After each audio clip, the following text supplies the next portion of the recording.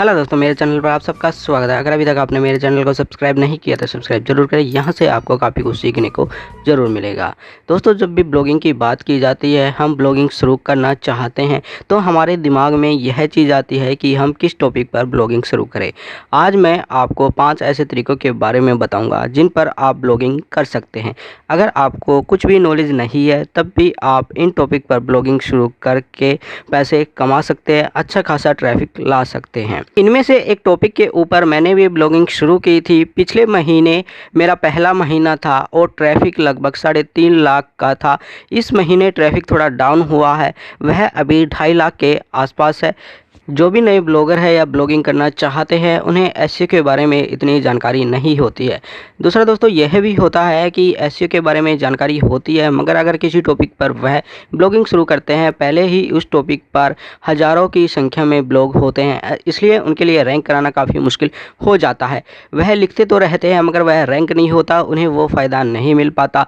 इसलिए दोस्तों, आज की वीडियो में मैं बताऊँगा कि फेसबुक से आप ट्रैफिक लेकर आ सकते हैं।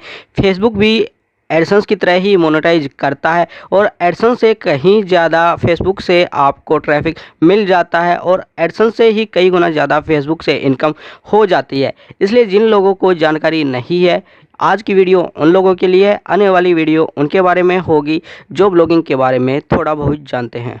दोस्तों, पहली न्यूज़ की बात की जाए तो वह है स्पोर्ट्स। क्रिकेट को ही स्पोर्ट्स मान लिया गया है, इसलिए यहाँ पर हम क्रिकेट की ही बात करेंगे। बीच बीच में आप और भी स्पोर्ट्स के आर्टिकल लिख सकते हैं, मगर दोस्तों हम सबको पता है कि भारत में क्रिकेट की कितनी ज़्यादा रुचि है, इसलिए यहाँ पर ट्रैफिक आपको भर भर के मिलता है। इस प्रकार की फेसबुक पर काफ़ी ब्लॉग आपको मिल जाएंगे जो सिर्फ क्रिकेट के बारे में लिखते हैं।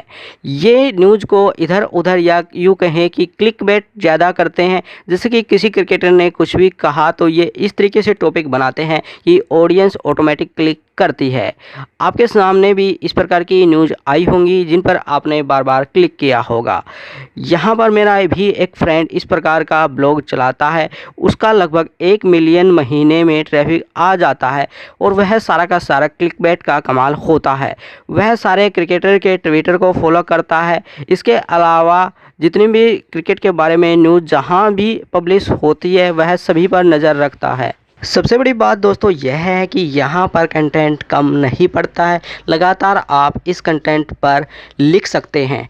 दोस्तों, अगर दूसरे न्यूज़ की बात की जाए तो वह है सक्सेस स्टोरीज। ये भी लोग काफ़ी पढ़ना पसंद करते हैं। आपने इस तरीके के पेज भी देखे होंगे जहाँ पर इतना ज़्यादा ट्रैफिक होता है।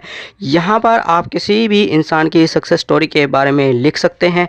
आपको बहुत सारी स्टोरियाँ यूट्यूब पर मिल जाएंगी जहाँ पर लोग अपनी सक्सेस स्टोरी बताते हैं। आपको उन्हीं सक्सेस स्टोरी को शब्दों में लिखना है और अपना ब्लॉग बना लेना है।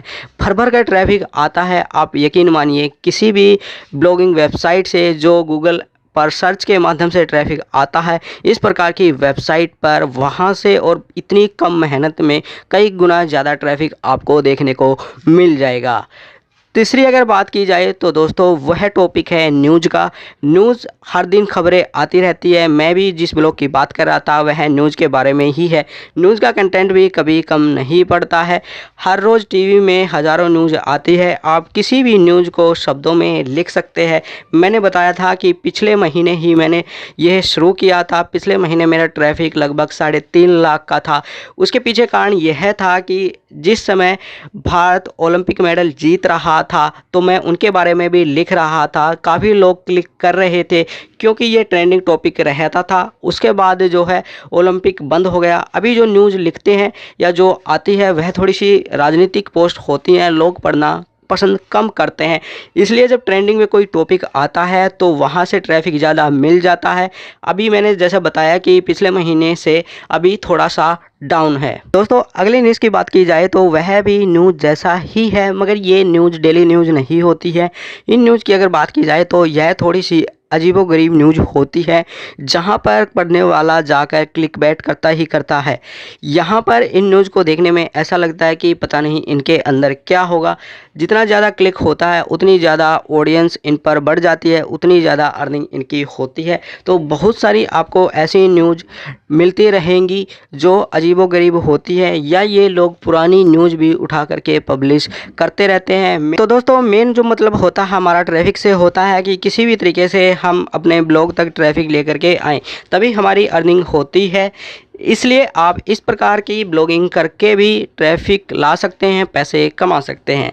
दोस्तों अगर अगली न्यूज़ की बात की जाए तो वह काफ़ी अच्छी न्यूज़ है और यहाँ से आपको ट्रैफिक भी काफ़ी ज़्यादा अच्छा मिल जाता है। वह न्यूज़ है राजनीतिक से प्रेरित पोस्ट, यानी कि आपको भी पता है कि देश में दो तरीके के लोग हैं, एक जो कांग्रेस को पसंद करते हैं, एक जो भाजपा को पसंद करते हैं, या यूँ कहें कि एक वो हैं जो बीजेपी को पसंद करते हैं, एक वो है जो बीजेपी से नफरत करते हैं। तो आप इसको अपने ब्लॉग में प्रयोग कैसे कर सकते हैं वो मैं बताता हूँ। मान लीजिए दोस्तों आप बीजेपी को पसंद करने वाले हैं, तो आप जितनी भी पोस्ट लिखे वह बीजेपी के लिए ही लिखे, कांग्रेस की बेइज्जती वाले पोस्ट लिखे। इससे क्या होगा कि जो भी बीजेपी को पसंद करते हैं वह आपके ब्लॉग से जुड़ जाएंगे। उसके बाद उन्हें अगर आपकी पोस्ट अच्छी लगती है तो शेयर भी बड़ी मात्रा में इस प्रकार के कंटेंट को किया जा सकता है। उल्टा भी हो सकता है कि आप बीजेपी से नफरत करते हैं तो फिर आपको उल्टा लिखना पड़ेगा कि बीजेपी के सारी बातें खिलाफ लिखनी पड़ेगी, आपको कांग्रेस की साइड से लिखना पड़ेगा। फिर जो कांग्रेस को पसंद करते हैं वह आपके ब्लॉग से जुड़ जाते हैं और वह भी इसी प्रकार से इस कंटेंट को शेयर करते हैं। दोस्तों मैं ऐसे एक कंटेंट राइटर को जानता हूं जो अपना ब्लॉग चलाते हैं। हालांकि उन्होंने मुझे बताया था कि वह बीजेपी को पसंद करते हैं, मगर उन्होंने बताया कि वह कांग्रेस के बारे में ज़्यादा लिखते हैं और बीजेपी के खिलाफ ज़्यादा लिखते हैं। इसके पीछे उन्होंने जो कारण दिया वह काफ़ी फ़नी भी बोल सकते हैं, लेकिन बिज़नेस के लिए काफ़ी अच्छा भी है।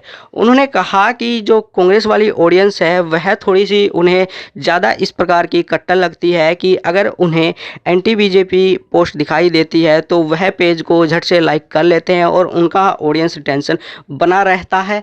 इसलिए वह इस प्रकार के कंटेंट को उन्होंने चुना है और लिखते हैं।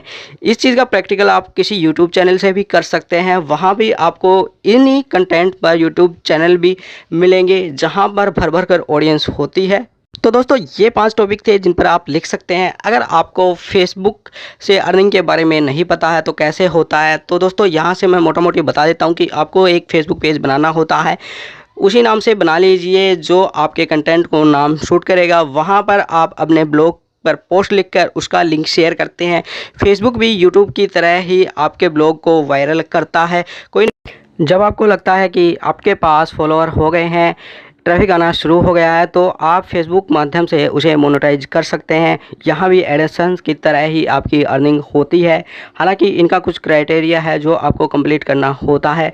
एडसेंस कई बार अप्रूव नहीं होता है, लो कंटेंट का इशू आ जाता है, मगर यहाँ पर ऐसा नहीं होगा। अगर आप जेन्युइन कंटेंट लिखते हैं तो फिर आपका फेसबुक अप्रूवल मिल जाता है। एसईओ पर भी यहाँ पर कोई ध्यान देने की ज़रूरत नहीं है। एसईओ की अगर आपको एबीसीडी भी नहीं पता तो भी यहाँ पर आपको सिर्फ अच्छा लिखना होता है, वही कंटेंट आपका काम कर जाएगा। जबकि गूगल में बहुत सारी चीज़ों का ध्यान रखना पड़ता है।